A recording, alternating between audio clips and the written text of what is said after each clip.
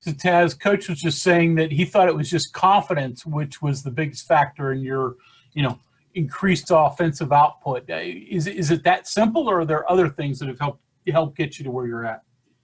Well, I do feel like it's that simple. I feel like, of course, last year coming into a new team, not even as a young guy, just as a junior, and having to step into a kind of older role already with people that was already here last year. It was last year just coming in, my confidence level wasn't that high. I was trying to find my niche and find out what my role is for the team. This year, they put all the confidence in me, and still all the confidence in me that I need is just do what I do, how I play the game, and just continue just to produce and just play my game. And once I'm aggressive, everything just kind of flows in for me. When I'm not aggressive, I'm just hurting the team more than helping. Jackson, you're next. Hey, Taz, what do you guys when you guys look at Texas on film?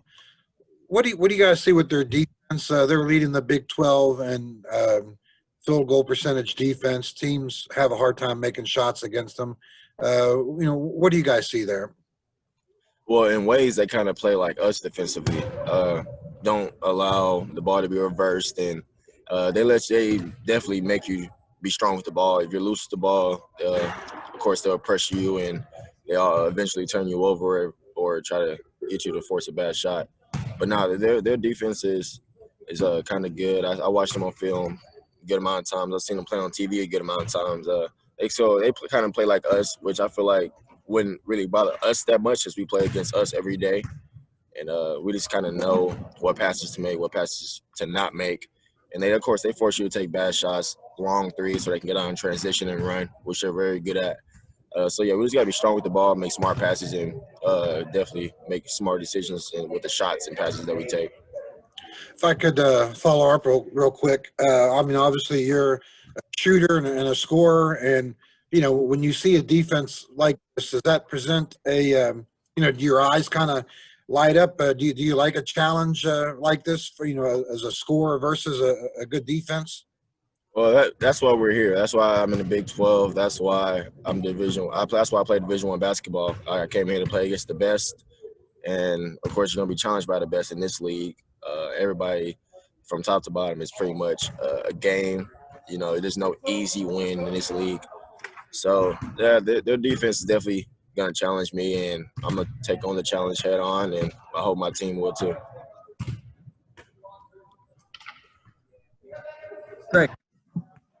Taz, take me into the mindset of a comeback. Each of the last two games, you guys faced big deficits and obviously came back in each and got the win at Oklahoma State. So, discouraging when you look up and you see you're down 18. How do you maintain when you're down that big? Of course, it's a little discouraging. I'd be a liar if I say if I look up at the scoreboard and we're down 18 that I'm just not discouraged a little bit. But the point of the start to making a comeback is to get everybody on the same page, to let everybody know we're not losing. So both games, it was somebody in the huddle. We're not losing this game. We're going to win this game. We're going to find a way. Because we made comebacks last year, Cancun tournament. I'm pretty sure other games we had comebacks. And, even though we don't necessarily want to just have to come back every game, that definitely shows the resiliency we have a team. And it's not that discouraging once we just look up, see what we need to do. If we playing bad, then we know what we need to do to fix it. And, just fix all the problems that we have amongst ourselves in the huddle, on the court, and just bring all the energy. The team that has the most energy during these types of games with the no fans always wins.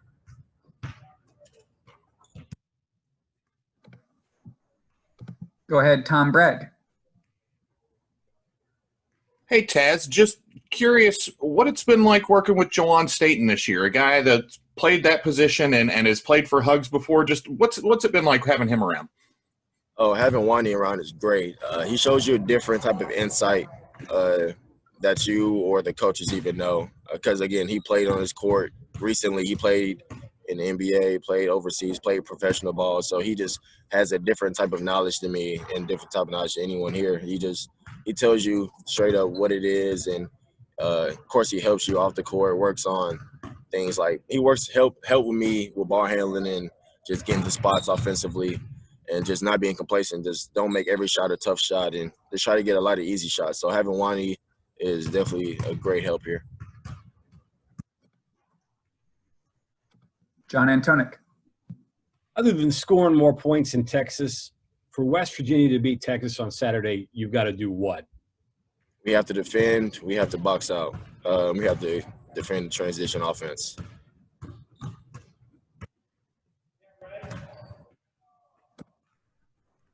We'll go to Mike Kazaza. Guys, how's it going? Yeah.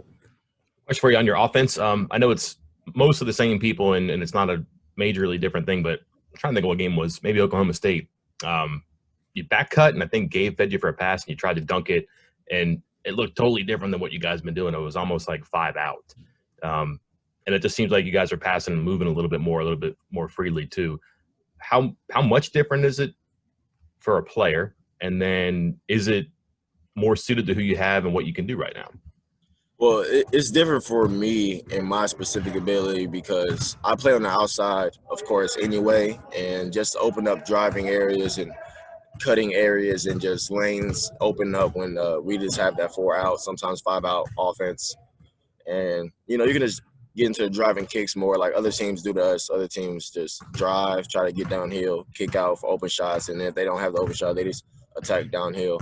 And that's really the start of a good offense. If you can get downhill on an opponent, cause help, spray it out, and we can get an open shot, then that's great for our offense. And I feel like that's what we've been doing. We're not letting the ball stick to our hands as often lately.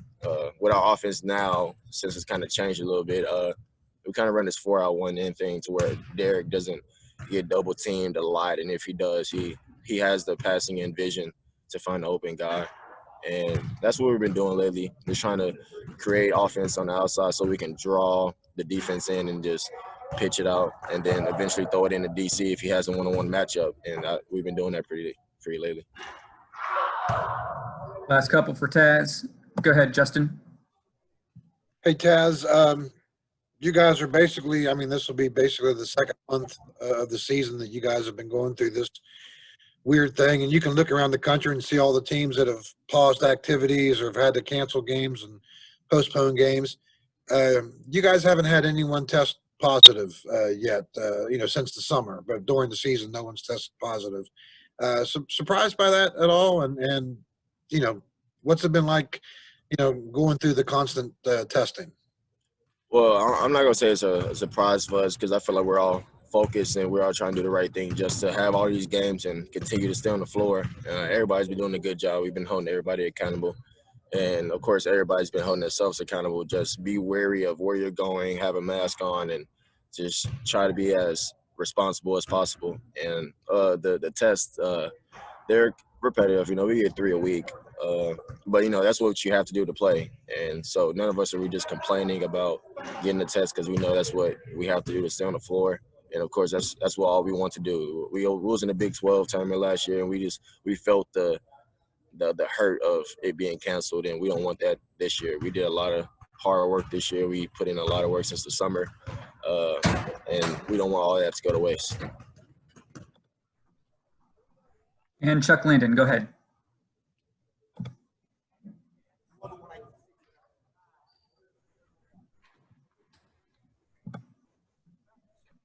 Go ahead, Chuck. All right, let's try this again. Taz, you hear me? Yeah, I can hear you. Okay. Hey, what's the feeling? Trim looks about 4 feet. What's that feel like? You can repeat it again. It kind of cut out during the middle. Oh, okay. When you're on a hot streak and you've made 3 or 4 baskets in a row, and the rim feels like it's about 4 feet wide, what does that feel like to you? I just feel like I can make every shot. Always from the beginning, I don't never really feel like I'm going to miss any shot. Every time I shoot, I think the shot is going in. That's how I was just raised, and that's how I was just taught as a basketball player to feel like when I shoot the ball. But once I make 3, 4, 2, however many, I just feel like I'm just good for the rest of the game. I finally found the type of range and found the distance and of what the jump shot is supposed to be, because every basketball is different. Every court, every rim is different from where we play in. So finding that rhythm during the game definitely helps me. And I know when I make shots, my other teammates just kind of go along. If you see the bench every time we make shots or somebody go on the streak, we all are praising him, we all are clapping, and we're all just into the game. So when I make a couple shots in a row, I definitely feel like the rim is way bigger than what it is, and I just try to make as many as I can during the game.